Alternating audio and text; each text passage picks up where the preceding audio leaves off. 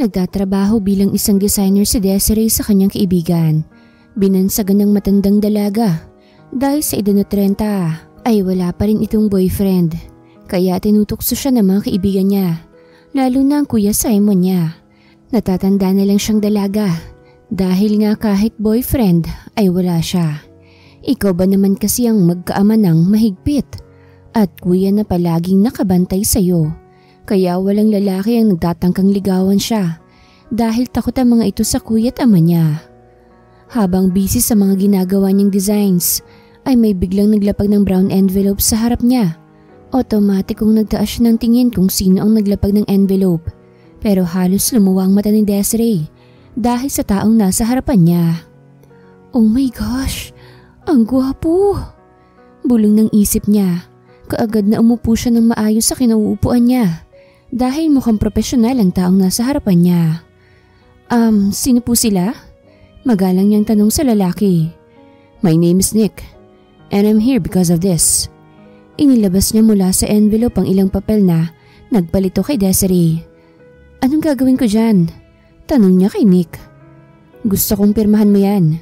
What? Anong pipirmahan? Bakit ano ba yan? At saka hindi nga kita kilala para utusan mo ko. At paano ka ba nakapunta rito? Pagtataray ni Desiree sa lalaki. Napangiti si Nick na nakatingin sa dalagang kausap at gusto niya ang ugali nito. I'm sorry miss ha. Siyempre nasa hotel ka pero wala ka sa kwarto mo. At hindi rin dito ang opisina mo, right? Saka palang napakamot si Desiree sa noon niya. Nasa isang hotel nga pala sila. Kasama ang kaibigan niya dahil may ka-meeting sila rito. Okay. Sino ka ba? Anong kailangan mo at ano yung papel na sinasabi mo? Mahinahon niyang tanong dito. Pinabasa ni Nick ang papel kay Desiree. Pagkatapos ay tinanong niya ulit si Desiree. Ano miss? Pipirma ka ba? Ano bang tingin mo sa akin? Sira ulo para pirmahan yung marriage contract na hawak mo? Kahit naman wala akong boyfriend, hindi pa ako nasisiraan para pirmahan yan. Masungit na sabi ni Desiree sa lalaki. Agad na napakamot si Nick sa noo dahil sa sinabi ng dalaga. Look miss, hindi ka lang basta pipirma. Magiging asawa ka pa ng isang kilalang tao. Tsaka hindi libre ang pagpirma mo. Babayaran ka ng kliyente ko ng 5 milyon kapalit ng pagpapanggap mo na asawa niya sa loob ng 1 taon. After ng 1 taon, ipapaanal na niya ang kasal niyo. Seryosong sabi ni Nick. Ano ba yung kliyente mo? Pangit, panguba ang ilong. Bakit kailangan pa niya magbayad para lang pakasalan siya? Kung mayaman siya, edi maraming babaeng maghahabol sa kanya. Yan naman ang uso ngayon, hindi ba? Diretsahang sabi ni Desiree sa lalaki habang nakatutok pa rin sa hawak niyang note kung nasaan nandoon namang ginawa niyang designs. Mas lalo pang napakamot si Nick sa noo niya dahil mukhang mahihirapan siyang kumbinsihin ang dalaga sa gusto niya. Miss, hindi basta-basta ang magiging asawa mo kung papayag ka. At gusto ko lang koreksyonan ng sinabi mo na pangu at pangit ang kliyente ko ah. Hindi siya ganoon. I'm pretty sure na magugustuhan mo siya kapag nakita mo na siya. Paninigurado ni Nick sa dalaga. Paano ako makakasiguro na totoong sinasabi mo sa akin? Inilapag ni Nick ang cheque worth 5 million pesos sa harap mismo ni Desiree para maniwala na ito. Totoong cheque yan miss, hindi yan peke. At hindi yan tatalbog kung yan ang iniisip mo. Sabi ni Nick nang mabasa ang iniisip ni Desiree. Malaking halagang pera na to ah. Wala naman sigurong mawawala kung pipirmahan ko to. At saka, gusto ko rin namang maranasan na ikasal kahit sa papel lang at hindi sa simbahan. Mahinang bulong ni Desiree sa isip niya. Kahit ilang taon pa kasi ang igugol niya sa trabaho, ay hindi siya makakakuha ng ganun kalaking halaga. Lalo pat marami ang umaasa sa kanya. Bahala na bukas. Yun na lang inilagay niya sa isip niya. Sana, hindi ko to pagsisihan. Bulong niya sa kanyang isip.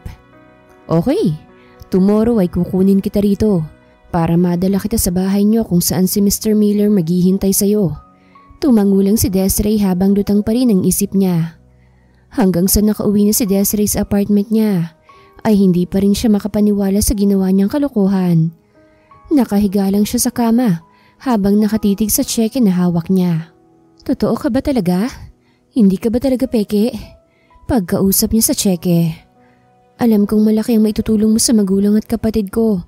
Kung totoo ka, wala naman sigurong masama kung susubukan kong i-withdraw ka bukas. Tutal, nandito na to. Bahala na si Batman bukas. Nakatulugan na lang ni Desiree ang pag-iisip tungkol sa cheque na hawak niya. I told you na pipirma siya kung magbabayad ka sa kanya. So ano nang plano mo ngayon? Tanong ni Nick kay Steve. Ipapakilala ko na siya kay Daddy pag uwi niya rito sa susunod na linggo. Siguradong magugulat siya pag nalaman niyang kinasal na ako. Nakangiting sabi ni Steve sa kaibigan niyang abogado. Kinabukasan ay mag-aalas 9 na pero hindi pa rin dumarating si Desiree. Kaya napakamot na lang si Aika sa batok niya. Si Desiree kasi ang manager sa maliit na negosyo ni Aika. Bukod kasi sa mapagkakatiwalaan niyang kaibigan, ay matalino rin ito. Magaling din itong designer kaya malaki ang tiwala niya rito. Nang dumating si Nick sa pinagtatrabahuhan ni Desiree ay wala pa dun ang babae, sabi ng napagtanungan niya. Naiilang pa siya dahil panay ang pakyut ng babaeng pinagtanungan niya. Mga babae talaga, pag nakakita na ng gwapo, panay ng pakyut, sabi ni Nick sa isip niya. Pero ibang isang yun oh, walang kaamor-amor sa kagwapuhan ko. Imposible namang tomboy yun. Natatawa si Nick sa naisip niya. Hinahanap ni Nick ang may-ari ng pinagtatrabahuhan ni Desiree dahil ipagpapaalam niya ito para wala nang dahilan pang dalaga para lumsot sa kanya. Matapos kausapin si Aika sa opisina nito, ay siya ring dating ni Desiree. Nanlalaki pa ang mga mata nito nang makita niya si Nick na kasama si Aika. Ngumiti lang si Nick at Aika sa kanya. Nang makalapit ay kaagad siyang kinurot ni Aika sa tagiliran niya. Ikaw talagang babae ka? Di mo sinasabing may boyfriend ka na pala, ha? Bigatin pa. Naku ha, naglilihim ka na sa akin BFF. Tila nagtatampong sabi ni Aika sa kaibigan. Maang na nakatingin si Desiree sa kinaroroonan ni Nick. Pero tumangulang ang lalaki sa kanya. Saka pa siya nakahinga. Akala niya'y mabubuko na ang ginawa niya. Sige na BFF, hinihintay ka na nila. Mag-iingat ka ha. Enjoy! Walang nagawa si Desiree kung hindi ang bumalik sa labas, kung saan naghihintay si Nick sa kanya. Pinagbuksan ni Nick si Desiree ng pinto para makasakay na ito. Kahit namamangha ay pilit na itinatago ni Desiree ang pagkamangha niya dahil ang inaalala niya kung ano mangyayari sa kanya pagkatapos noon. Pagdating nila sa mansyon ng mga Miller ay hindi na naitago pa ni Desiree ang pagkamangha dahil sa sobrang laki ng mansyon na nasa harapan niya. Agad na pinagbuksan siya ni Nick ng pinto para makalabas na siya. Mas lalo pang namangha siya na makapasok siya sa loob ng mansyon. Kita niya kasi ang mga mamahalin na gamit na nakadisplay sa may sala. Nang malaman ni Steve na dumating na sila Nick, kasamang asawa niya ay pinahanda na niya ang mesa dahil gusto niya itong makasama sa hapagkainan. Pababa pa lang ng hagdan si Steve ay dinig na niya ang ingay ng 2 tao sa sala na nagbabangayan. Halos sapakin naman ni Desiree si Nick dahil sa sinabi nito. Alam niyang wala siyang boyfriend pero hindi naman siya tomboy, kung iyon ang inaakala ng iba. Nang mapansin ni Nick si Steve ay kaagad na lumapit siya kay Desiree na ikiniatras naman ito. Lihim na napangiti si Nick sa reaksyon ng dalaga hanggang sa matisod ito dahil sa suot na heels. Kaagad na hinapit ni Steve si Desiree sa bewang para hindi ito bumagsak sa sahig. Buti na lang at malapit na siya sa kinaroroonan nito. Kaya naagapan niya kagad ang pagbagsak nito. Nakahinga ng malalim si Desiree. Akala niya ibabagsak na siya pero nang mapagtanto niya na may humapit pala sa kanya, ay kaagad siyang tumayo at hinarap ang taong humatak sa kanya. Laglag ang panga niya nang masilayan ang mukha ng lalaki. Lalo na ang malaabo nitong mata na para siyang tinuduyan. Salamat po sir, nahihiya niyang sabi. Humalakhak naman si Nick sa likod ni Desiree, kaya bumaling siya rito at sinamaan ito ng tingin. Agad namang natahimik si Nick, lalo pa at si Steve at Desiree na nakatingin ng masama sa kanya. Ayaw ni Steve na matakot sa kanya si Desiree. Wala naman siyang pakialam sa mga babae pero asawa na kasi niya ang nasa harap niya. Kaagad na inanyayahan ni Steve si Desiree sa kusina para makakain na. Kahit nahihiya ay sumunod pa rin si Desiree sa lalaki. Pinaghila siya nito ng upuan bago ito umupo sa harap niya. What's your name again? Tanong ni Steve kay Desiree. Desiree po sir. Napaubo si Nick sa kinain niya dahil sa pagpo ni Desiree sa kaibigan. By the way Desiree, I'm Steve Miller. Ako ang asawa mo sa papel na pinirmahan mo kagabi. Huwag ka mag-alala. Lihim lang ang lahat ng ito, lalo na sa pamilya at kaibigan mo. Tanging si Nick lang nakakaalam na kasal ka na sa akin. Pwede mo pa rin namang gawin ang mga gusto mo, basta hindi lang masisira ang pangalan ko. At saka dito ka natitira sa mansyon, kasama ko. Huwag ka mag-alala, may sarili kang kwarto dito. Napalinis ko na yun kagabi pa. At kung papasok ka, ihahatid ka ng personal driver ko. Sa susunod na linggo pala uuwi na si Daddy, galing sa ibang bansa. At ipapakilala kita sa kanya na asawa ko. Mahabang sabi ni Steve kay Desiree. Pwede bang magtanong? Nahihiyang sabi ni Desiree. Sure, ano yun? Hanggang kailan tayo magpapanggap na mag-asawa? Tanong ni Desiree dito. Hanggang nandito pa si Daddy. At huwag kang mag-alala. After 1 year ay magiging malaya ka na ulit. Dahil ipapaanal ko na ang kasal natin. Kahit nasa papel lang tayo kasal ay balido ang kasal na yon. May iba ka pa bang tanong? Umiling-iling si Desiree kay Steve, kaya nagpatuloy na ito sa pagkain. Matapos kumain ay dinala ni Steve si Desiree sa magiging kwarto nito. Mangha ang makikita sa mukha ni Desiree dahil sa laki ng kwarto niya.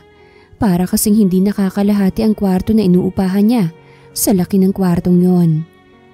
Ngayon din na ipapakuha ko na ang lahat ng gamit mo sa apartment mo. Ha? Ay naku, wag na. Ako nang kukuha. No need na dahil pauwi na ngayon ang inutusan kong kumuha sa gamit mo. Agad na uminit ang pisngi ni Desiree dahil kung kinuha na mga gamit niya, ibig sabihin pati ang mga undergarments niya ay kinuha na mga ito. Alam ni Steve ang iniisip ni Desiree kaya tumango siya rito na lalong ikinapula ng mukha nito. Nang may kumatok sa pinto ay kaagad itong binuksan ni Steve. Nandito na po ang inuutos niyo sir. Dinala ko na lahat. Sabi ng inutusan niya para kunin ang mga gamit ni Desiree. Okay, thank you. Tumango lang ang tauhan ni Steve, saka ito umalis. Bumalik siya sa loob na dala ang maleta ni Desiree. Dumating na ang gamit mo. Kung may kailangan ka pa, sabihin mo lang sa akin. Para maipabili ko. Aalis pala ako ngayon kung may kailangan ka o gustong ipagawa. Nasa baba lang si Manang Hilda. Siya nang bahala sa'yo. Mahabang sabi ni Steve. Tumango lang si Desiree, tumalis na si Steve. Kaagad na ibinagsak ni Desiree ang katawan sa malambot na kama. Hanggang sa napaisip siya kung ano kayang magiging reaksyon ng magulang niya. Kung malaman ng mga ito na ikinasal na siya at wala man lang siyang sinabi sa kanila. Nang magising si Desiree ay agad siyang napabangon. Nakatulog pala siya sa kakaisip sa pamilya niya. Nang tingnan niyang oras ay halos 3 oras pala siyang tulog. Kaya't mabilis siyang bumangon at pumunta ng kusina. Mabuti naman at nagising ka na, iha. Kanina pa kasi kitang ginigising pero hindi ka magising. Sabi ng matandang babae sa kanya. Oo nga po eh. Ikaw po ba si Manang Hilda? Oo, iha. At ibinilin ka ni Steve sa akin. Sige na, umupo ka na at ipagkukuha kita ng pagkain mo. Matyagang naghintay si Desiree sa matanda. Nang dumating ito ay kaagad na siyang kumain. Manang, matagal ka na po ba rito nang tatrabaho? Tanong ni Desiree sa matanda. Simula bata pa lang si Steve, dito na ako nagtatrabaho sa kanila. Ang trabaho kong ito ang bumubuhay sa mga anak ko. Katunayan ay may anak na akong profesional at isa na lang ang hindi pa nakakapagtapos sa pag-aaral. Sagot ni Hilda kay Desiree. Ganun po ba? Mabait siguro sila sa'yo, no? Dahil kung hindi ka naman siguro dito magtatagal. Oo naman, sobrang bait na mga Miller. Lalo na nung buhay pa si Ma'am Karina. Ay ano ba yan? O sige na, kumain ka na. Dahil mamaya pa yung si Steve. Mabuti na lang at may inuwi na siya ditong babae. Akala ko itatandang batang yan na hindi mag-aasawa. Natatawang sabi ng matanda. Matapos kumain ay bumalik na si Desiree sa kwarto niya. At doon naman nakatuon ang atensyon niya sa trabaho. Kahit nasa bahay lang siya, pag may oras siya talagang dinadala niya doon ang trabaho niya. Kailangan kasi marami siyang magawang design para sa customers nilang bigatin. Kinabukasan ay maagang nagising si Desiree dahil may trabaho siya. Kaya kaagad na siyang naligo at nagbihis. Maaga pa naman, hindi pa siya malilate sa trabaho niya. Pagdating niya sa kusina ay nandun na si Steve na naghihintay sa kanya. Tulad niya ay nakabihis na rin ito. Mag-iisang linggo na si Desiree sa mansyon ng mga Miller at maayos naman ang trato sa kanya ni Steve. Kaya unti-unti na siyang nasasanay dito. Kaagad na kumain ng dalawa. Tahimik lang silang kumakain hanggang sa basagin ni Steve ang katahimikan nila. May pupuntahan tayong party mamaya. Ipasusundo kita sa driver ko at ipapadala ko na lang dito sa bahay ang susuotin mong damit. Doon na kita hihintayin, sabi ni Steve kay Desiree. Required pa bang pumunta ako? Nakakahiya naman kung isasama mo ko. Siguradong pangmayaman ang party na yan, sabi ni Desiree habang nasa pagkain ng tingin niya. Nahihiya siyang kasalo si Steve sa pagkain. Pero sabi nga nito, hindi siya dapat mahiya dahil asawa na siya ni Steve. Huwag mong ikahiya ang sarili mo dahil mas lamang ka sa maraming kababaihan. Kahit mayaman sila, hindi naman nila kayang-kaya mo. Kailangan mong maging confident sa sarili mo. Napabuntong hininga na lang si Desiree bago tumango sa asawa niya. Habang nasa kalagitnaan ng pagkain, ay bigla na lang dumating ang kaibigan niyang si Nick at may ibinulong ito sa kanya. Nagwawala si Clarice sa labas. Gusto kanya makausap pero hindi siya pinapapasok ng guard. Bulong ni Nick kay Steve. Nagpunas muna ng bibig si Steve bago siya tumayo. Mauna na ako sayo. Tapusin mo ng pagkain mo at huwag mong kalilimutan ang bilin ko sayo. Lumabas ng bahay si Steve kasama si Nick. Kaya rinig na rinig nila ang sigaw ni Clarice sa labas ng gate. Steve, ano ba? Buksan mo tong gate. Akala ko ba akong nakakontract sa'yo? Bakit iba nang nakakontract sa'yo, Steve? Ano ba? Nangako ka sa akin. Buksan mo tong gate. Galit na sigaw ni Clarice sa labas ng gate. Kahit malayo sa kinaroroonan nila Steve ang gate ay dinig na dinig pa rin niya ang sigaw ng babae sa labas. Sabihin mo sa guard, paalisin ang babaeng yan. Kung ayaw umalis, ipakaladkad mo. Seryosong sabi ni Steve sa kaibigan. Kaagad namang tinawagan ni Nick ang guard para paalisin na si Clarice. Habang si Steve naman ay sumakay na sa kotse niya. Nang bumukas ang gate ay mabilis na iniharang ni Clarice ang sarili niya sa daan para hindi makaalis si Steve at para makausap niya ito. Pero walang balak si Steve na kausapin ng babae. Steve, mag-usap tayo please, bumaba ka riyan. Hindi ako alis dito kapag hindi ka bumaba dyan. Hysterical na sabi ng dalaga. Pero walang pakiyang lalaki. Iniwasan na lang ni Steve ang babaeng nakaharang sa daan niya para makaalis na siya kagad. Sabihin mo nga sa guard na ipaban na niyang babaeng yun sa village. Ayokong nakikita pa siya at i-block mo na siya sa cellphone mo. Utos ni Steve sa kaibigan niya. Tumango naman si Nick at kaagad na sinunod ang gusto ni Steve. Alas 5 ng hapon ay sinundo na si Desiree ni Mang Oscar at inuwi sa mansyon. Mabilisan ang naging kilos niya dahil kailangan 6:30 ay nandun na siya sa party. Paglabas niya ng banyo ay nagtataka pa siya dahil may nakalagay ng kahon sa kama niya. Hindi naman niya yun napansin kanina. Nang mabuksan ng kahon ay laglag ang panga ni Desiree, lalo na nang makita niya ang design ng damit. Backless kasi ang likod nito at may hiwa ito na halos umabot sa hita niya. Diyos mio naman, kahit naman sumusuot ako ng mga ganitong klaseng damit, hindi naman kagaya nitong halos kita ng kaluluwa ko. Reklamo niya sa sarili. Dahil wala na siyang pagpipilian ay napilitan siyang isuot ang pinadala ni Steve sa kanyang damit. Nagtataka pa siya dahil tamang-tama sa katawan niya ang damit at talagang humulma ang magandang hubong niyang katawan sa suot niya. At nang humarap siya sa salamin ay pagkamangha ang reaksyon niya dahil talagang napakaganda ng suot niya. Simpleng ayos lang ang ginawa ni Desiree sa sarili na bumagay sa suot niyang damit. May terno na rin na 3 inches na heels ang damit niya. Kaya nang suotin niya ito ay mas lalo pa siyang tumangkad. Hindi naman siya natatakot na magsuot ng matataas dahil sanay na siyang mag-heels. Pagbaba niya ay pinuri kaagad siya ni Manang Hilda kaya hindi niya mapigilang mapangiti. Salamat po Manang Hilda, sabi niya sa matanda. Naku wala yun iha. Dahil totoo namang napakaganda mo sa suot mong yan. Kaya sige na, siguradong hinihintay ka na ni Steve ngayon. Pinagbuksan ni Manong Oscar si Desiree ng pinto sa sasakyan para makapasok siya. Saka ito pumasok sa driver's seat nang makitang nakaupo na siya ng maayos. Nang makarating si Desiree sa party, ay kaagad na siyang bumaba ng sasakyan. Nang pumasok na siya sa loob ay agad na baling sa kanyang tingin ng karamihan, lalo na ang mga lalaki na hindi maitago ang paghanga sa kanya. "Girl, sino yung babaeng yan? Ang ganda naman niya at pang model ang kutis niya oh." Bulungan ng mga babae sa paligid ni Desiree na sa kanya nakatingin, pero hindi niya pinapansin ng mga ito dahil si Steve ang hinahanap niya. Nang may akmang lalapit sa kanyang lalaki ay kaagad siyang naglakad, kaya hindi niya napansin ang lalaking papunta sa kinaroroonan niya. Kaagad siyang hinapit ni Steve sa bewang niya, kaya ang mga babaeng nagnanasa kay Steve ay halos malaglag ang mata dahil sa paghapit niya sa bewang ng babae. Agad namang natuon sa kanila ang atensyon ng mga taga-media, lalo pat first time na may dinala siyang babae sa party.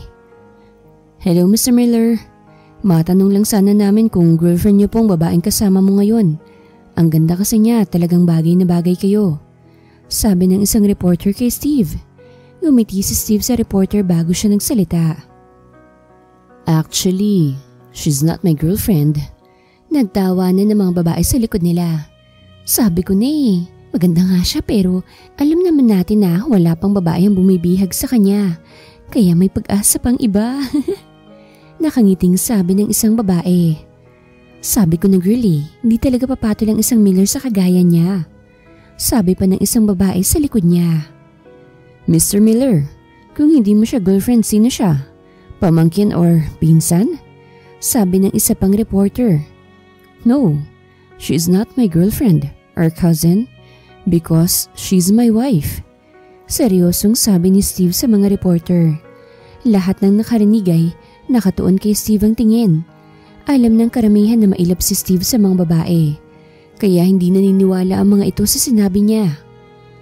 "Kung totoong asawa mo siya Mr. Miller, papaano ho kayong naikasal nang walang nakakaalam?" Tanong ng isang matandang babae na sa tingin ni Desiree ay kaedaran lang ng nanay niya. "Sa akin na lang ang bagay na yun. Hindi na kailangan pang isa publiko para malaman ng mga tao. Private ang kasal na yon, kaya sa amin na lang yon." Magsasalita pa sana ulit ang reporter nang maglapat ang labi ni Steve at Desiree.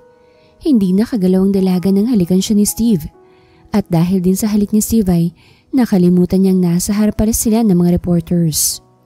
Kinikilig naman ang karamihan sa sweetness ng dalawa. Naudlot lang ang halikan nila nang maghiyawan ng mga tao na nanonood pala sa kanila. Nahihiyang isiniksik ni Desiree ang mukha sa dibdib ng asawa niya dahil alam niyang namumula ang pisngi niya. Tumawa naman si Steve dahil sa ginawa ni Desiree na pagsiksik sa mukha nito sa dibdib niya. Hinaplos niya ang buhok ng asawa at bumulong rito. "Ang sarap mong humalik.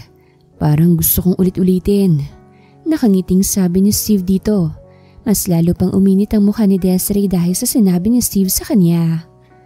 "Bakit mo yun ginawa?" Mahina niyang tanong rito. "Because you're my wife and part of your job ang paghalik ko sa'yo. Ganun lang yun. Wala yung mali siya," sabi ng asawa niya. Nakaramdam ng inis sa sarili si Desiree dahil naibigay lang niya ang unang halik niya sa antipatiko niyang asawa. Nakalimutan niyang binayaran pala siya nito. Matapos ang parting yun kinabukasan ay halos si Steve at Desiree ang laman ng mga magazines at newspapers. Dasal na lang niya na sana hindi yun makita ng mga magulang niya, lalo pat naka-live sila ng gabing yun. Nakarating kagad sa ama ni Steve ang ginawa niya, kaya malaki ang ngiti ng matanda na tumingin sa balita. Lalo pat nakikita niya ang napaka-inosenteng mukha ng babae, at ang mga tingin ni Steve sa asawa niya ay alam ng matanda na may laman ito, kaya masaya siya para sa anak niya. Mula noon ay halos araw-araw nang may delivery ng bulaklak para kay Desiree. Kinikilig naman ang mga kasama niya sa trabaho, lalo na si Aika na panay ang singhot sa bulaklak na kakadeliver lang. Pero siya hindi siya natutuwa dahil alam naman niyang pagpapanggap lang lahat ng yon. "Ako kailan kaya may magpapadeliver sa akin ng ganito kagagandang bulaklak? Pag nagkataon, naku talaga magpapaparty ako para ipaalam sa mundo na may boyfriend na ako." Tinawanan lang ni Desiree ang kaibigan kaya sumamangot ito. Ang sama mo, bes. Tinawanan mo lang ako. Nakangusong sabi ng kaibigan. Kaagad namang nilapitan ni Desiree ang kaibigan at niyakap ito. Binibiro ka lang eh. Siyempre naman pag nagka-boyfriend ka na ay may magpapadala na rin sa'yo ng mga bulaklak. Humalakhak naman ng tawa si Aika. Alam kasi niyang hindi siya matitiis ang kaibigan niya. Kaya nga mahal na mahal niya ito. Ikaw talaga puro kakalokohan. Halika nga at mananghalian na nga tayo. Gutom na kasi ako eh. Sabi ni Desiree sa kaibigan niya. Agad naman na nagpahila si Aika kay Desiree. Habang busy sa trabaho ay biglang tumunog ang cellphone ni Steve. Nakaagad naman niyang sinagot. I'm already here. Pwede mo na ba akong ipasundo kay Mang Oscar? Sabi ng ama niya sa kabilang linya. Of course, Dad. Tatawagan ko lang si Mang Oscar na sunduin ka na. Nang makauwi galing sa trabaho si Desiree ay bumungad sa kanyang isang matandang lalaki na nakaupo sa sala. Nakatingin lang ito sa kanya ng seryoso. Kaya medyo kinabahan siya dahil parang hinuhukay ng taong yon ang kung ano man ang tinatago niya. Nang makalapit sa matanda ay kaagad siya nitong pinaupo sa kabilang sofa. So, ikaw pala si Desiree, ang asawa ng anak ko. Nakangiting sabi ni Luciano kay Desiree. Opo, ikaw po ba ang ama ni Steve? Tanong niya sa matanda. Tumango lang si Luciano kay Desiree bago ngumiti rito. Kaya po pala magkahawig po kayo ni Steve. Ang gwapo niyo po siguro nung kabataan niyo dahil kahit ngayon hindi maipagkakailang napakagandang lalaki niyo. Nakangiti niyang sabi rito. Humalakhak ang matanda sa sinabi ni Desiree sa kanya. I like your attitude, iha. Gustong gusto ko ang ganyang ugali mo. Sigurado ako magkakasundo tayo nito. Napangiti na rin si Desiree sa daddy ng asawa niya. Medyo nabawasan ang nararamdaman niyang kaba dahil hindi naman pala masungit ang matanda. Katulad ng inaakala niya. Kanina pa po ba kayo rito? Tanong niya sa matanda. Actually, yes, iha. Maaga pa akong dumating. Kamusta ka naman dito? Hindi ka ba nahihirapan dito sa bahay? Hindi naman po. Habang tumatagal, nasasanay na rin po ako rito. Mabuti naman kung ganun. Oo nga pala, tagasan ba ang magulang mo? Tanong ng matanda sa kanya. Sa Davao po nakatirang magulang ko. Dad, nag-aalangan niyang bigkas sa sinabi niya. Ganun ba? Gusto ko rin sanang makita ang magulang mo. Dahil sa sinabi ng matanda ay kaagad na napaubo si Desiree. Naku, malayo pong sa amin, Dad eh. Tiyak na mahihirapan kayo ron. Sagot niya sa matanda. Ganun ba? Hayaan mo, iha. Hindi pa naman ngayon dahil madalian kasi ang pag-uwi ko rito sa Pilipinas. Sa susunod na linggo ay babalik din ako kagad sa Amerika dahil may mga negosyo rin akong kailangang asikasuhin doon. Sabi ng matanda, saka palang nakahinga ng maluwag si Desiree. Akala niya ay mabubuko na sila. Dumating sa mansyon si Steve na tawanan sa salang naririnig niya. Hindi niya akalain na ganoon kadali makakasundo ni Desiree ang ama niya. Mula kasi nang mamatay ang ina niya, ay bihira na lang niyang makitang ngumiti ang ama niya. Halina kayo para makakain na kayo. Tawag ni Manang Hilda kay Luciano at Desiree. Mabilis na nagpaalam si Desiree na magbibihis muna sa itaas na tinanguan naman ng biyenan niya. Matapos magbihis ay lumabas na siya ring paglabas ni Steve sa kwarto niya. Nagkatinginan pa sila bago umatras si Steve para maunang makababa sa hagdan si Desiree. Masaya akong nagkasundo kayo ni Daddy. Sabi niya sa asawa na ngayon ay kasabay na niyang bumaba. Hindi naman mahirap pakasamahan ng ama mo. Mabait naman siya kaya mabilis ko siyang nakapalagayan ng loob. Mahina niyang sabi sa asawa. Pagdating sa kusina ay ipinaghila ni Steve ng upuan si Desiree bago siya umupo sa tabi nito. Sige na, kumain na tayo. Kaagad na kumuha si Steve ng pagkain at inilagay sa plato ng asawa niya. Pati ulam ay si Steve ang kumuha. Tahimik lang na nagmamasid ang ama ni Steve sa kanila habang kumakain. Matapos kumain ay si Desiree na nagpresentang magligpit pero hindi pumayag si Steve dahil siya na lang daw ang magliligpit. Nag-aagawan pa ang dalawa sa plato habang kasama nilang matanda ay hindi mapigilang mapangiti na nakatingin sa dalawa. Ang sweet kasi nilang tignan habang nagbabangayan. Para mabilis silang matapos ay nagpasya si Desiree na si Steve ang maghuhugas. Siya ang magbabanlaw at magpupunas kaya pumayag na si Steve. Panay naman ang tawa ni Desiree dahil mag-30 minutes na ay hindi pa sila tapos. Dahil halos isa-isahin ni Steve sa pagsabon ng bawat gilid ng plato. Hindi naman mapigilan ni Steve na mapatitig sa mukha ng asawa niya. Nasabi na lang niya sa kanyang sarili na sobrang babaw lang pala ng kaligayahan nito. Ang dalawang matanda na nakasilip sa may pintuan ay hindi mapigilang mapangiti sa nakikita nila. "You look so pretty, wife." Hindi mapigilang bigkas ni Steve. Agad namang nag-blush si Desiree. Yumuko siya para itago ang pamumula ng pisngi niya. Pero iningat ulit ni Steve ang mukha niya. Hindi makapaniwala si Desiree na pinuri siya ng asawa niya. Kaagad na nakayuko siya ulit, bagay na ikinangiti ni Steve ng lihim. Si Desiree ay nakikipagkulitan sa ina niya at sa kapatid niya habang nagvi-video call sila. "Umuwi ka kasi ate sa birthday ni Papa." Pangungulit ang kapatid niya sa kanya. "Hindi pwedeng wala ka lalo pat ikaw ang gagastos sa lahat ng ihahanda natin sa birthday ni Papa." Nakangiting sabi ng kapatid niya. "Anong ako lang?" "Oo bunsoy, ikaw lang kasi ikaw lang naman ang walang jowa eh. Kaya sagot mo ng lahat ha." Natatawang sabi ng Kuya Simon niya. "Hoy, tigil-tigilan niyo ang kapatid niyo." Sita ng ina niya sa mga kapatid niya. "Pero seryoso anak ha? Hindi ka ba talagang uuwi? Siguradong magtatampo ang papa mo sa'yo kung hindi ka uuwi. Ilang birthday na niyang wala ka." Seryosong sabi ng ina niya. "Sige po mama, susubukan ko pong magpaalam sa boss ko." Sabi nila niya para tumigil na ang mga ito. Tinapos na niyang pag-uusap nila ng ina, saka siya nagpasyang matulog. Kinabukasan sa trabaho ay nagpaalam siya kay Aika na uuwi muna siya. Humingi siya rito ng 1 linggong leave na agad namang tinanguan ni Aika, kaya nakahinga siya ng maluwag. Pagdating sa bahay ay kay Steve naman siya nagpaalam. Sana lang ay pumayag ito. "Steve," tawag niya sa asawa na nakaupo sa upuan habang nasa laptop ang tingin.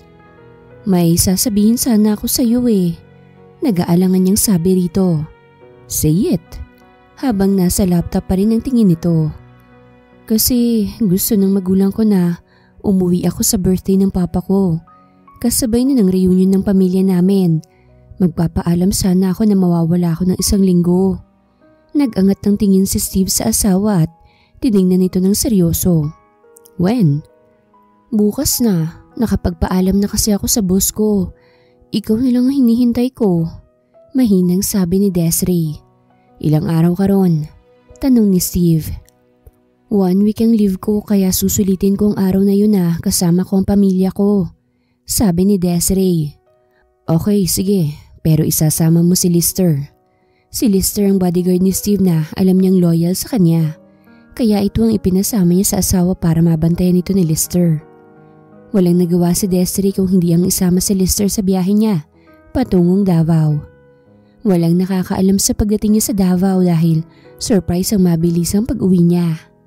Nakarating sila sa barangay nila. Malaki na ang ipinagbago nito pero ang bahay nila ay nandoon pa rin sa kinatitirikan nito dati. Napasigaw naman ang 2 kapatid niya nang makilala siya na bumaba ng sasakyan. Kaya pati ang mga kapitbahay nilang tsismosa ay gulat din sa pagdating niya. "Ate!" Mabilis na niyakap ni Desiree si Brian at si Roxanne. Sobrang namiss niya kasi ang mga kapatid niya. "Ang ganda mo na talaga ate. Maganda ka na naman dati pero mas maganda ka pa ngayon," sabi ni Roxanne. "Naku, binobola pa ako nito. Huwag ka mag-alala, lahat kayo may pasalubong. Kaya sige na, tulungan niyo na si Lister na ilabas sa mga pinamili ko." Nagkatinginan ng magkapatid at nag-appear nang makita si Lister na bitbit ang mga pasalubong nila. "Ate, boyfriend mo?" tanong ni Brian kay Desiree. "Hindi, ano ka ba? Bodyguard yan ng amo ko. Pinadala niya sa akin para may mautusan na raw ako." Pagsisinungaling ni Desiree. Tumangutang-ulang ang kapatid niya kaya nakahinga siya ng maluwag. Hindi kasi pwedeng malaman namang ito na may asawa na siya. At si Lister ay bodyguard ng asawa niya. Nang makapasok sila sa loob ng bahay, ay nagsusumigaw si Brian na dumating na daw ang ate nila. Kaya dali-daling lumabas ang ina na galing sa kusina. Masayang niyakap ni Desiree ang ina niya. Ganon din ang kanyang ama. "Namiss ko kayo ng sobra, ama. Pa," sabi ni Desiree na naiiyak pa. "Kami rin anak, namiss ka namin ng sobra. Mabuti at pumayag ang amo mo na umuwi ka. Mabait naman po ang amo ko, ma. Saka kaibigan ko lang naman po ang amo ko kaya okay lang na umuwi ako." Matapos ang kamustahan ay ipinakilala na ni Desiree si Lister sa kanila. Panay pa ang tawa ng ama ni Desiree dahil marami palang alam na kalokohan itong si Lister. Masayang nagkakwentuhan ng magkakapamilya. Panay ang asaran at kulitan nila. May inirereto pa ngang ama niya at kuya niya na isang engineer. Pero hindi pumapatol si Desiree sa sinasabi ng ama at kuya niya. Dahil wala nga siyang boyfriend, pero meron naman siyang asawa na naghihintay sa pagbalik niya. Tahimik lang na kumakain ng hapunan sina Steve at ang ama niya. Nakamasid lang ang daddy ni Steve sa kanya. Alam ng matanda na namimiss na nito ang asawa niya, kaya nagsalita na siya. "Namimiss mo na siya, ano?" Tanong niya sa anak na kumakain. Marahang tumango si Steve na hindi nag-aangat ng tingin. Ilang araw pa lang nawala si Desiree sa bahay niya pero pakiramdam niya isang buwan na niya itong hindi nakikita. "Bakit hindi mo siya sundan sa kanila? Huwag mo akong isipin, okay lang ako rito." Nakangiting sabi ng daddy ni Steve. Kaya nag-angat siya rito ng tingin. Tumango ang ama niya kaya tinapik niya ito sa balikat. "Thank you, Dad." Masayang sabi ni Steve sa ama. Ngumiti lang ito sa kanya at chini-cheer up pa siya. "Go ahead, son." Agad na nagpabook ng flight si Steve papuntang Davao. Habang sila Desiree ay masayang nag-uusap sa kusina kasama ang asawa ng Kuya Simon niya at kapatid. Nagluluto kasi sila ng cookies nang maratnan sila ng ina niya. "Ano ba yung niluluto nyo, ha?" Tanong ng ina niya sa kanila. "Ma, alika ma, tikman mo itong niluluto ko, di ba masarap?" Nakangiti niyang sabi sa ina. Masarap nga siya," sabi ng ina niya. "Ate," tawag ni Roxanne kay Desiree. "Oh, bakit? May problema ba?" "May naghahanap kasi sa'yo sa labas, ate. Ang sabi niya asawa mo raw siya." Nanlaki ang mata ni Desiree na tumingin sa kapatid. "Anong sabi mo?" "Ang sabi ko nandito ang asawa mo raw. At iyon, kausap siya ni Brian sa labas." Mabilis na tumakbo si Desiree palabas at hindi nga nagsisinungaling ang kapatid niya. Nandito nga si Steve. "Wife!" Nakangiting tawag ni Steve sa kanya. "Ano ginagawa mo rito?" Tanong niya kagad sa asawa nang makalapit siya rito. "Sinusundan ka," nakangiting sabi ni Steve sa asawa. Napakamot na lang si Desiree sa noo niya. Naloko na. "Ate, ang talino pala ni kuya. Tignan mo, tinuruan niya ako sa assignment ko. Sigurado akong perfect ako nito." Nakangiting sabi ni Brian kay Desiree. "Pa, ma, magpapaliwanag po ako." Kinakabahang sabi ni Desiree sa ama niya, pero wala itong kibo. Maging ang Kuya Simon niya ay matalimang tingin sa kanya. "May patunay ka bang asawa ka ng anak ko? Ano bang trabaho mo? Kung wala kang trabaho pwede ka nang umalis at maghanap ng trabaho. Ayokong nakikitang naghihirap ang anak ko." Mapanghusgang sabi ng ama ni Desiree. "Alam mo bang may lalaki na kaming nagustuhan para sa anak namin? At isa siyang abogado. Ikaw, ano bang maipagmamalaki mo sa anak ko?" Sabi ulit ng ama ni Desiree. "Pa, wag naman po kayong ganyan, nakakahiya po kay Steve." Kampi ni Desiree sa asawa niya. "Nag-aral naman po ako ng abogado, sir, pero hindi po ako nakapasa." Mahinahong sabi ni Steve. "Oh, nakita mo na. Wala ka naman palang maipagmamalaki sa anak ko eh. Ano bang ipapakain mo sa kanya kung wala kang trabaho? At ikaw naman, Desiree, hindi kita tinuruan ng masamang ugali. Pero ano itong ginagawa mo? Pinapahiya mo ko't ang pamilya natin." Bulyaw ng ama ni Desiree sa kanya. "Hindi mo muna iniisip si mama at papa. Pati kami mga kapatid mo hindi mo iniisip. Ano bang tingin mo sa amin? Patay na kami at wala ka man lang sinabi na nagpakasal ka na sa lalaking to. Wala ka ng respeto sa pamilya mo." Galit din na sabi ni Simon sa kapatid niya. habang ang ina naman ni Desiree ay naiiling na lang na nakatingin sa anak niya. Tahimik lang ang dalawang kapatid ni Desiree, maging ang ate Diana niya ay tahimik lang din. Gusto ko makausap ng masinsinan ng lalaking to. Seryosong sabi ni Simon, maging ang ama niya ay sumang-ayon din sa anak niya. Ate, takot na sabi ni Desiree sa asawa ng kuya niya. Huwag ka mag-alala, magiging okay rin ang lahat. Galit lang sila ngayon pero maiintindihan ka rin nila. Pagpapagaan ni Diana sa loob ni Desiree. Kahit sino magagalit sa ginawa mo, Desiree. Dahil wala ka ng respeto sa amin dahil sa ginawa mo. Pero ano pa bang magagawa namin? Nandyan na yan at wala na kaming ibang choice kung hindi ang tanggapin ng asawa mo. Sabi rin ng ina ni Desiree. Sinisisi ni Desiree si Steve kung bakit pa ito pumunta doon at kung papaano nito nalaman ang bahay nila. Gayong wala naman siyang sinabi rito kung nasaan sila sa Davao. Noong unay nagalit ang ama niya, lalo na ang kapatid niya. Pero nang magkausap ng masinsinan si Simon at si Steve, lalo ng ama nila ay wala nang nagawa ang mga ito, kung hindi ang hayaan na lang si Desiree. Anong pinag-usapan niyo? Hindi ka ba nila tinakot? Wala ba silang sinabing masama sa'yo? Nag-aalalang tanong ni Desiree kay Steve. Wala. Okay lang ako. Huwag ka nang mag-alala, okay? Nakahinga ng maluwag si Desiree. Akala niya kung ano nang sinabi ng ama't kapatid niya sa asawa niya. Nagpaalam si Simon na isasama niya si Steve sa kanilang barracks dahil may kukunin lang ito. Pero nag-aalangan ng dalaga na ipasama ang asawa niya. Huwag ka mag-alala, ako nang bahala sa sarili ko. Tsaka mabait naman ang kuya mo. At alam kong pinoprotektahan ka lang nila. Ganun ka nila kamahal. Bulong ni Steve sa asawa niya. Nakayuko naman si Desiree. Hindi siya makatingin diretso sa kuya niya dahil pinaghihinalaan niya ito ng masama. Anak, nandito na ang mga classmates mo. Gusto ka raw nilang makausap. Sabi ng kanyang ina. Wala na ang asawa niya at kasalukuyan siyang nasa kusina para tumulong sa pagluluto ng dinner nila nang tawagin siya ng kanyang ina. Kanina pa po ba sila? Kararating lang nila kaya sige na, puntahan mo na sila. Kami na munang bahala rito. Naglinis muna ng katawan si Desiree at nagbihis bago siya lumabas ng bahay nila. Day, oh my guli, ang ganda-ganda mo na nga. Tili ni Juliana na kababata ni Desiree na makita siya. Ikaw rin naman ah. Kamusta ka na? Mabutit nakapasyal kayo dito.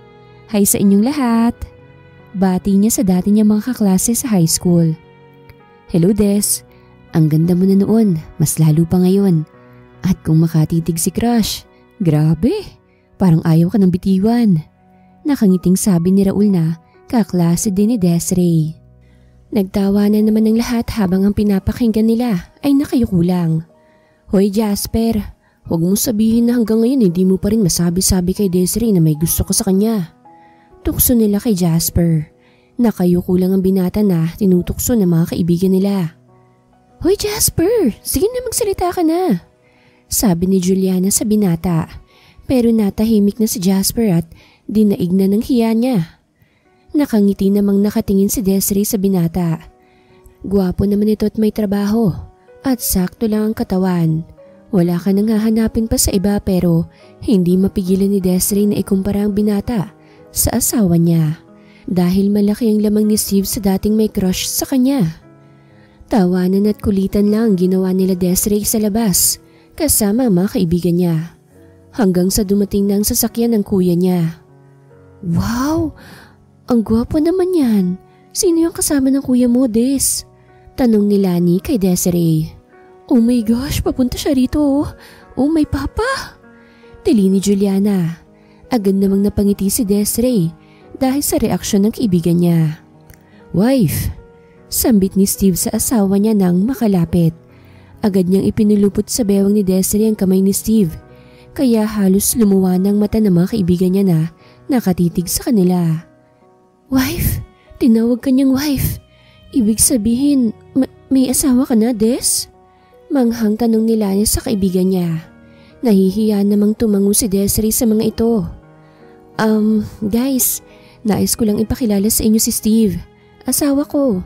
At Steve, mga kaibigan ko sila sa high school. Pakilala ni Desiree sa mga kaibigan niya kay Steve. Good evening all of you. It's nice to meet you. Can I borrow my wife for a while? Nakangiting sabi ni Steve. Oh, sige. Kunin mo lang siya. Nahihiyang sabi ni Juliana kay Steve. Kaagad na inakbayan ni Steve ang asawa niya at dinala sa loob ng bahay. Who's that guy beside Juliana?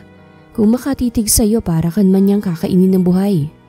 Seryosong tanong ni Steve sa asawa niya. Hindi alam ni Desiree kung galit o nagsiselos ba si Steve. Dahil sa tono ng pananalita nito ay para itong nagsiselos.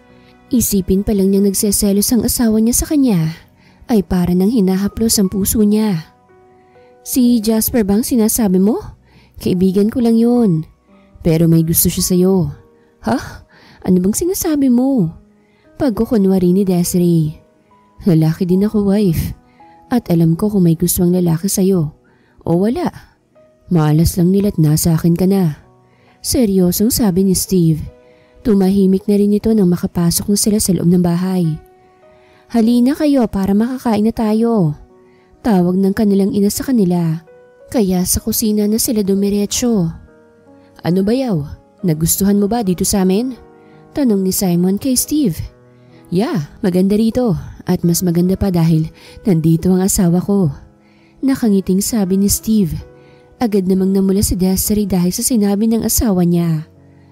Ate, kung ganyan kayo palagi ka-sweet ni kuya, siguradong mabilis kayo magkakaanak niyan. Sabi din ni Roxanne sa ate niya. Agad namang napaubo si Desiree sa sinabi ng kapatid niya. Kaagad din naman siyang binigyan ng tubig ni Steve. Are you okay? Nag-aalalang tanong ni Steve habang hagod-hagod ang likod ng asawa niya.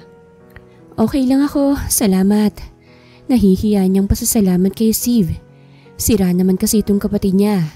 Kahit naman kasi mag-asawa sila ni Steve, ay wala namang namamagitan sa kanilang dalawa. Dahil magkaiba naman sila ng higaan sa tuwing natutulog sila.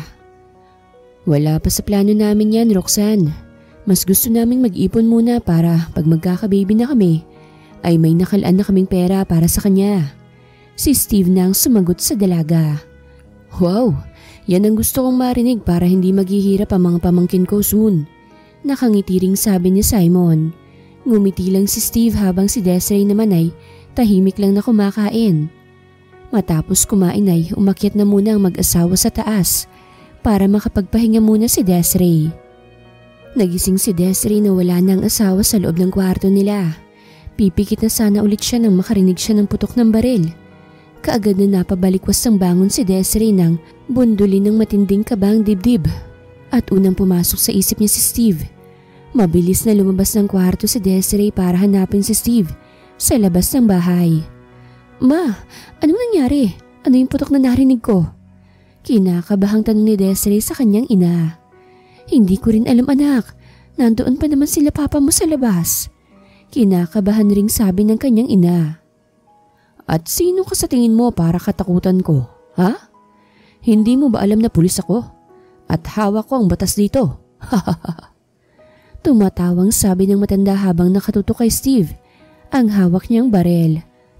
Sir, ako nang bahala sa kanya.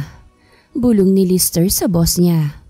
No, ako na ang bahala sa kanya. Lumayo ka. Balik na bulong niya sa tauhan niya. Walang nagawa si Lister kung hindi ang pabayaan ng kanyang boss. Nakatitig lang si Steve sa gatilyo ng baril. At kasabay ng pagkalabit ng matanda, ang mabilis na pagsipa ni Steve sa kamay nito, dahilan para lumipad sa taas ang baril at kasabay ng pagbagsak ng matanda, ang pagkakuha ni Steve ng baril. Kaagad na pinitik ni Steve ang baril sa paa ng matanda, dahilan para mapasigaw ang matandang lalaki. Ah! Ipapakulong kita! Galit na sabi ng matanda, pero wala lang ito kay Steve.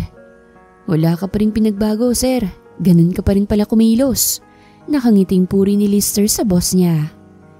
Nang makarating si Desiree sa labas ng bahay, ay kaagad na dumiretso siya kung saan si Steve. Wife! Nabitin sa ere ang sasabihin pa sana ni Steve nang mabilis na dumapo sa pisngi niya ang mag-asawang sampal ni Desiree sa kanya. What happened? Mahinang tanong ni Steve sa asawa niya, samantalang ang mga taong nakapaligid sa kanila at ang kapatid at ama ni Desiree, maging si Lister ay hindi nakagalaw sa ginawa ng babae. What happened? Alam mo bang pinakaba mo ko ng husto? Akala ko kung ano nang nangyari sa'yo. Tapos sasabihin mo lang na what happened? Emosyonal na wika ni Desiree. Mabilis na niyakap ni Steve ang asawa at ikinulong sa dibdib niya. At lihim na napangiti dahil hindi niya alam na may pag-aalala pala sa kanya ang asawa. Bagay na labis niyang ikinatuwa. Shh! Don't worry, I'm okay. Thank you. Bulong niyang sabi sa asawa niya. Nang dumating ang mga pulis ay nagtataka pa ang mga ito kung bakit nandoon si Steve. Pati magulang ni Desiree ay nagtataka kung anong klaseng tao ba talaga ang asawa ng anak nila. Bakit gano'n na lang siya kung irespeto ng mga pulis? Maraming salamat bayaw. Kung wala ka siguro, nabaril na ang ama namin ngayon. Wala kasing pumapatol sa taong yun dito. Kaya gano'n na lang kumakaasta. Pasasalamat ni Simon sa bayaw niya. Hindi mo na kailangan pang magpasalamat. Natural lang na gawin ko yun dahil ama siya ng asawa ko. Nakapatid mo rin. Mahinahon na sabi ni Steve. Mula noon ay naging maayos na ang pagtrato ng kapatid at magulang ni Desiree kay Steve. Hello, Best. Sagot ni Desiree sa cellphone niya nang tumunog to. Best, pasensya ka na kung naistorbo kita ha. Pero kasi kailangan kita ngayon dito. Hindi ko na alam kung anong gagawin ko, Best. Please. Tila umiiyak nang sabi ni Aika kay Desiree. Okay, hintayin mo ako dyan. Uuwi ako dyan para mapag-usapan natin yan, okay? Salamat, Best At pasensya ka na sa abala. Ano ka ba? Mas importante ang problema mo kaya hintayin mo ako dyan, okay? Binabana ni Desiree ang tawag. Saka siya bumuntong hininga. Oh, what happened? Tanong ng asawa niya nang makabalik siya sa mesa. Kailangan ko nang bumalik ng Maynila eh. Kailangan ako ni Aika, nagkaproblema daw. Problemado ring sabi ni Desiree. Kung ngayon ka aalis ay hindi ka na makakakuha ng ticket sa huling flight dahil gabi na, sabi ng ama ni Desiree. Don't panic, ako nang bahala para makauwi tayo kagad. Kaagad na kinuha ni Steve ang phone niya at may tinawagan rito. I-reserve mo ako ng 3 ticket pa Maynila sa huling flight ngayong gabi. Thank you. Tulala lang ang mga kapatid at magulang ni Desiree kung bakit gano'n na lang kadali na makakuha ng ticket si Steve. Ma, kailangan ko na pong magligpit ng mga dadalhin ko ngayon, kaya maiwan ko na po muna kayo. Pagpapaalam ni Desiree na kaagad namang tinanguan ng lahat. Saglit lang na nagligpit si Desiree. Pagbaba niya ay nakaredy na rin sila Steve at Lister. Galing din sa mayamang pamilya si Lister, pero ang hindi maintindihan ni Desiree kung bakit mas pinipili nitong maging isang bodyguard kesa mamahalan ng kanilang kumpanya. Mabilis lang na nakarating sa Maynila sila Desiree. Kaagad naman na sinundo sila ng driver ni Steve sa airport. Pagdating sa bahay ay kaagad na pinatulog ni Steve si Desiree. Ikaw din, matulog ka na. Alam kong marami ka ring trabaho bukas sa opisina. Malumanay na sabi ni Desiree na tinanguan naman ni Steve. Nakapikit si Steve habang iniisip ang asawa niya. Why am I doing this? Mahina niyang tanong sa sarili niya. Hanggang sa nakatalugan na lang niya ang pag-iisip. O bakit? Ano bang problema? Oh, Aika, anong problema? Tanong kaagad ni Desiree na makaharap niya kinabukasan ng kaibigan niya. Loka ka talaga ha? Bakit hindi mo sinasabi sa akin na nagpakasal ka na pala? Kurot ni Aika sa tagiliran ng kaibigan. Nagtataka naman si Desiree kung saan nalaman ni Aika ang tungkol doon. Nagtataka ka no? Tinawagan ako ni Juliana. Siya'y nagsabi sa akin. Paliwanag ni Aika. Pasensya ka na BFF kung hindi ko sinabi sa'yo. Sincere na sabi ni Desiree. Ano ka ba? Okay lang yun. At saka, uy, biruin mo yun. Yung kaibigan kong NBSB ay natuhog na pala nang hindi ko nalalaman. Tili ni Aika. Kaagad namang nanlaki ang mata ni Desiree dahil sa sinabi ng kaibigan niya. Imbis na problemang pag-usapan nila, ay nalipat na ito sa kagagahan niya. Kaya siya ngayon ay kasal na sa lalaking kahit kailan ay hindi niya pinangarap. Matapos magkamustahan ay saka palang nag-uusap ang mag-iibigan tungkol sa kanilang problema. Mabuti na lang talaga nandito ka dahil kung hindi, siguradong wala na ngayon ang mga nag-invest sa clothing company natin At bilang pasasalamat sa'yo, ititreat na lang kita sa Starbucks ha. Nakangiting sabi ni Aika sa kaibigan. Oo naman, pero seryoso BFF ha. Lahat naman tayo may ginagawa para masolve ang problema na yon. Kaya huwag ka namang magpasalamat pa sa akin. Sabay nang lumabas ang magkaibigan at sabay nang nagmerienda. Nagdaan pa ang mga araw. Pansin ni Desiree na bihira na lang niyang makasabay sa pagkain ng asawa niya. Manang, kumain na ba si Steve? Tanong niya sa katulong nang ipaghanda siya nito ng pagkain. Hindi na siya kumain, iha. Maaga din siyang umalis kanina. Ewan ko ba sa batang yan? Napapadalas ng pagkain niya sa labas. Samantalang hindi naman niya gawain noon. Nagtatakang sabi ng matanda. Napabuntong hininga na lang si Desiree dahil hindi niya alam kung busy lang ba si Steve o sadyang iniiwasan lang siya nito. Pero bakit naman niya ako iiwasan? Tanong niya sa kanyang isip. Matapos niyang kumain ay umalis na rin siya. BFF, birthday ko ngayon kaya half day lang ang trabaho natin. Gusto ko mag-celebrate sa isang bar at hindi ka pwedeng tumanggi. Magtatampo ko kapag di ka sumipot. Banta ni Aika sa kaibigan niya. Susubukan kong magpaalam kay Steve. Nakangiting sabi ni Desiree sa kaibigan niya. Pagdating ni Desiree sa bahay nila, ay hinanap niya kagad si Steve. Natagpuan niya ito sa sala. Nakaupo habang nakatutok ang mata nito sa kanyang laptop. Pwede ba kitang makausap? Malumanay niyang tanong sa asawa niya. Ano yun? Tanong ni Steve sa kanya. Aalis sana ako birthday kasi ni Aika at iniimbitahan niya ako. Saan? Sa isang bar dito lang malapit sa atin. Okay, pero isasama mo si Lister for your safety. Mahinahong sabi ni Steve. Thank you. Alas 6 ng gabi ay umalis na si Lister kasama si Desiree. Pagdating nila doon ay nandoon na ang kaibigan at mga katrabaho ni Desiree. Mabuti naman pinayagan ka ni Steve. Alam mo bang nandito rin si Jerome? Tukoy ni Aika sa dating crush ni Desiree. Oh, nandito na pala siya. Hi Jerome, kilala mo pa ba tong kasama ko? Nakangiting sabi ni Aika. Of course, sino bang hindi makakakilala sa isang nag-iisang Desiree sa buong batch natin sa kolehiyo? Nakangiting ani ng binata. Hi beautiful, kamusta ka na? Mas lalo ka yatang gumaganda ngayon. Puri ng binata kay Desiree. Thank you. Nahihiyang sabi ni Desiree. Inaya na sila ni Aika sa kanilang mesa kung saan nandoon ang iba pa nilang mga kabatch. Para sa'yo BFF, sabi ni Aika sa kaibigan. Pasensya ka na BFF, hindi ako pwedeng uminom. Pinayagan man ako ni Steve na pumunta rito pero sa isang kondisyon na hindi ako iinom. Baka sa labas ako pupulutin mamaya. Bulong ni Desiree kay Aika. Asus, sige na. Saka ngayon lang naman to Isa pa hindi naman to hard. Kaya hindi ka basta-bastang malalasing dito. Pagpupumilit ni Aika sa kaibigan. Walang nagawa si Desiree kung hindi ang pagbigyan nito sa gusto niya.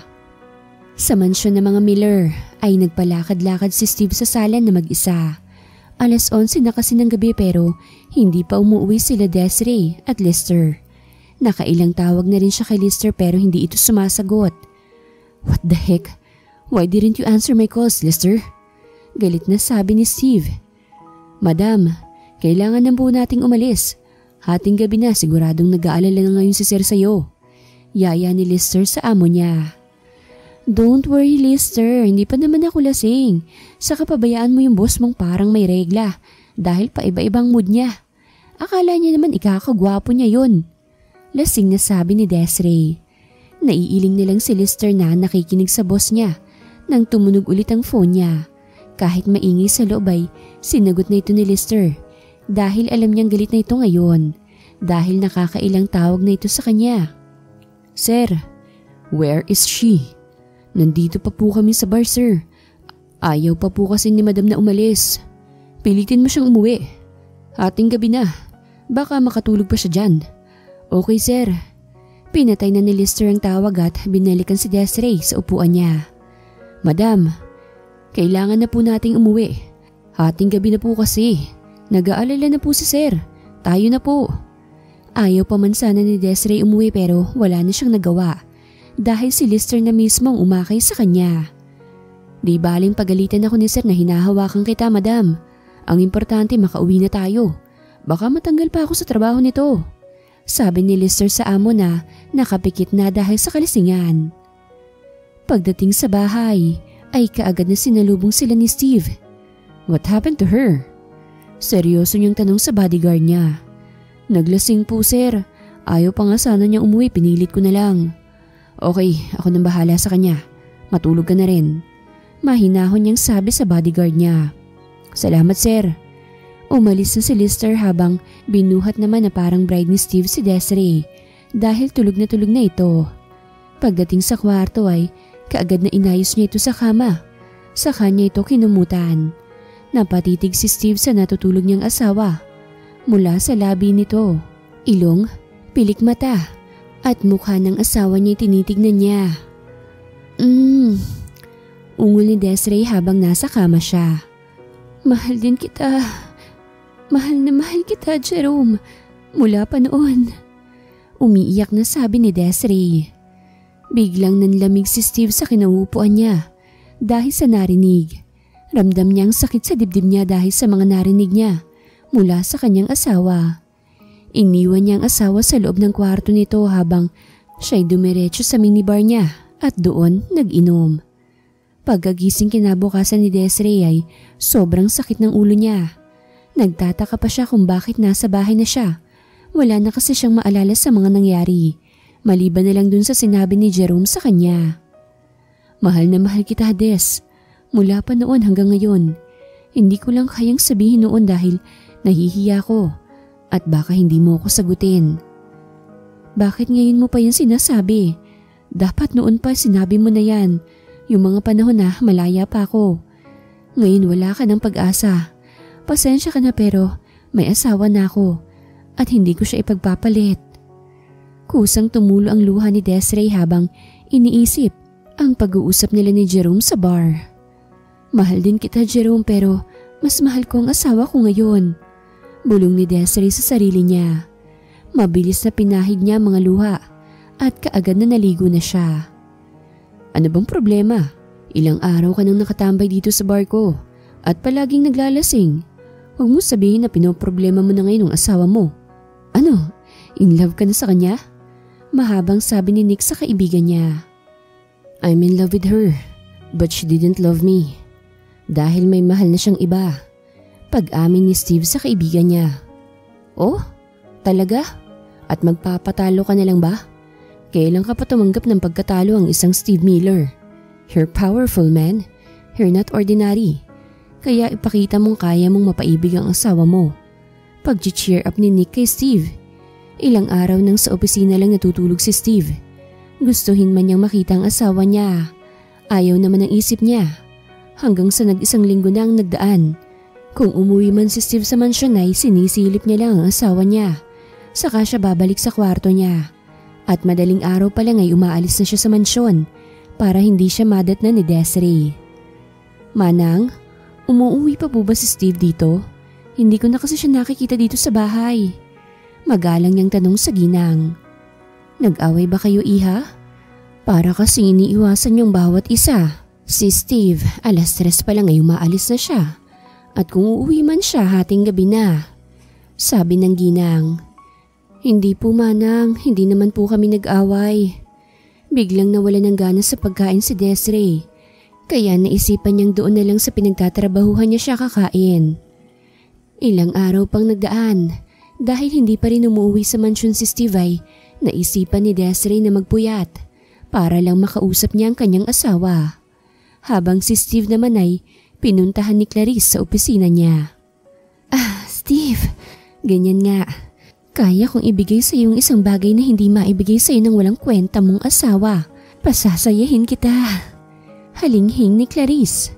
Dahil sa sinabi ng babae ay biglang nahimasmasan si Steve sa mga pinagagagawa niya. Hey, may problema ba? Bakit ka huminto? Get out. What? Pero... I said get out. Wala kang karapatan na insultuhin ang asawa ko. Dahil hindi hamak na mas matino siya kaysa sayo. Galit na sabi ni Steve. Dahil sa takot na baka kung anong gawin ni Steve sa kanya ay mabilis na lumabas ng kwarto si Clarice at iniwan si Steve sa loob. Napasabunot na lang si Steve sa buhok niya dahil sa ginawa niya. Isang araw habang pababa ng hagdan si Desiree ay siya ring pagpasok ni Steve sa sala. Mabilis na bumaba si Desiree sa hagdan at sinalubong ang asawa niya sa sala. Hindi na napigilan pa ni Steve na yakapin at halikan ng asawa nang makalapit ito sa kanya. Sa loob ng halos 2 linggo na hindi niya ito nakikita ay para siyang pinapatay dahil sa sobrang pangungulila niya rito. I really missed you. I really missed you so much. Bulong niya sa asawa niya pero walang natanggap na sagot si Steve mula kay Desiree. Ang akala niya ay na-miss din siya nito pero nagkamali pala siya. Kaagad na nakaramdam siya ng sakit pero hindi niya pinapahalata. Nakatitig lang si Desiree sa mukha ng asawa niya. Sa kanya pinaglapat ang labi nilang dalawa. I missed you too. Bulong niya sa asawa niya. Kaagad na natigilan si Steve dahil sa narinig. Are you sure? You really missed me? Paninigurado niya sa asawa. Nang tumango si Desiree ay mabilis na binuhat ni Steve ang asawa at inihiga sa sofa.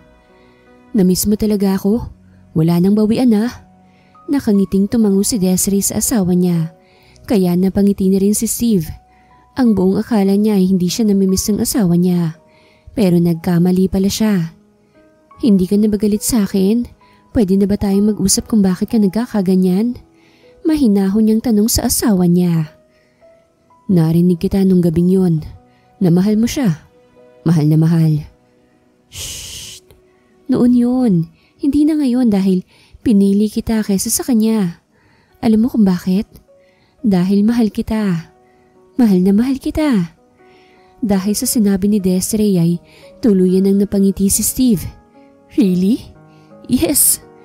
Tuluyan ang niyakap ulit ni Steve ang asawa niya at siniil ito ng masuyong halik. Tinugon ni Desiree ang halik ng asawa niya at kusang ibinigay rito ang katawan niya. Nakangiti habang hinahaplos ni Steve ang ulo ni Desiree na mahimbing na natutulog. Hindi niya akalain na siyang nauna rito. Ang akala niya ay mas may nauna pa sa kanya. Hinilikan niya muna sa noo ang asawa niya. Sa kanya ito niyakap ulit at natulog kasama sa iisang kama. Sa pagdaan ng mga araw ay palaging busy si Steve at palaging hating gabi na ito kung umuwi. Manang, wala bang nababanggit si Steve sa iyo kung saan siya pumupunta? Palagi kasi siyang wala sa bahay at kung nandito naman siya palagi naman siyang nakahawak sa cellphone niya. Palagi siyang may kausap. Nagtatakang tanong ni Desiree sa matanda. Wala rin siyang sinasabi sa akin, iha. Hindi ko rin alam pero pansin ko rin na busy siya nitong mga nagdaang araw. Sabi rin ng ginang. Napabuntong hininga na lang si Desiree at nalulungkot siya dahil pakiramdam niya ay nag-iba na sa kanya ang asawa niya. Han, good morning. Nakangiting bati ni Steve sa asawa niya nang madatnan siya nitong nagkakape sa sala. Good morning. Wala ka bang lakad? Himalat nandito ka lang sa bahay. Ano ba talaga yung pinagkakaabalahan mo? Pwede ko bang malaman? Hindi na napigilan pa ni Desiree na magtanong. Nagsiselos na talaga kasi siya kung sino bang pinagkakaabalahan ng asawa niya. Alam kong iniisip mo. Don't worry.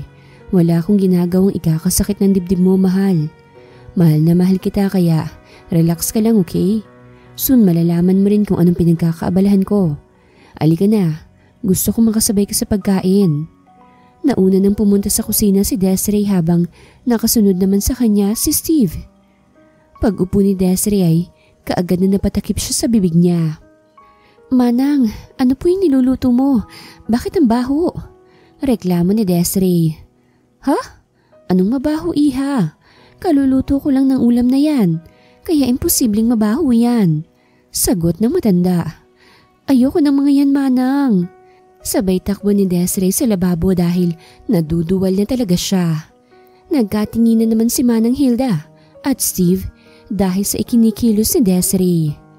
Matapos sagurin ng likod ng asawa ay bumalik na sa sala si Desiree. Matamlay ito at parang nanghihina. Ipa-check up mo yung asawa mo, iho. Sa kinikilos niya ngayon, alam kong buntis siya dahil ganyan ako dati. Sabi ng matanda. Hindi naman nakakilos si Steve nang marinig ang sinabi ng matanda sa kanya. Mabilis na tumayo si Steve at pinuntahan ng asawa sa sala. "Are you okay? Masama bang pakiramdam mo?" Nang tumango ang asawa ay pinabihis na niya ito para magpa-check up. Hindi naman tumutol si Desiree dahil nahihilo na talaga siya. Nagpalakad-lakad si Steve habang naghihintay sa resulta. "Han, mas lalo akong nahihilo sa'yo. Pwede ba umupo ka lang dyan?" Saway ni Desiree sa asawa niya. "I'm so sorry, Han. Sobrang excited lang ako na malaman kung buntis ka nga bang talaga." Mahinahon na sabi ni Steve. Nang dumating ang kaibigan ni Steve na doktor ay nakangiti ito sa kanya. "Congrats! Magiging daddy ka na." "Yes!" Masayang sabi ni Steve.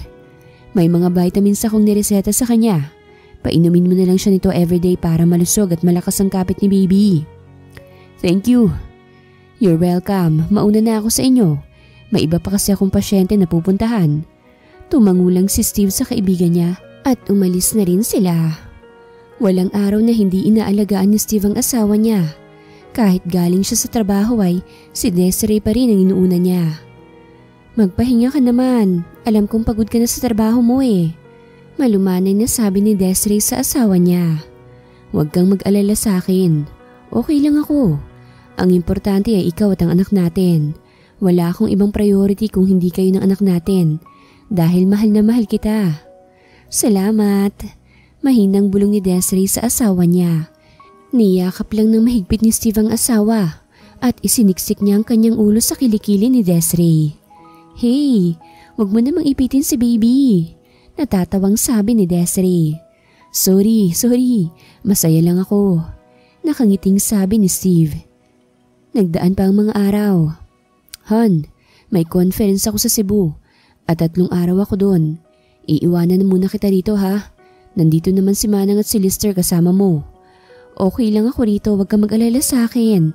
Dahil nandyan naman sila Manang at Lister, kasamang iba pang mga katulong." Malumanay na sabi ni Desiree sa asawa niya.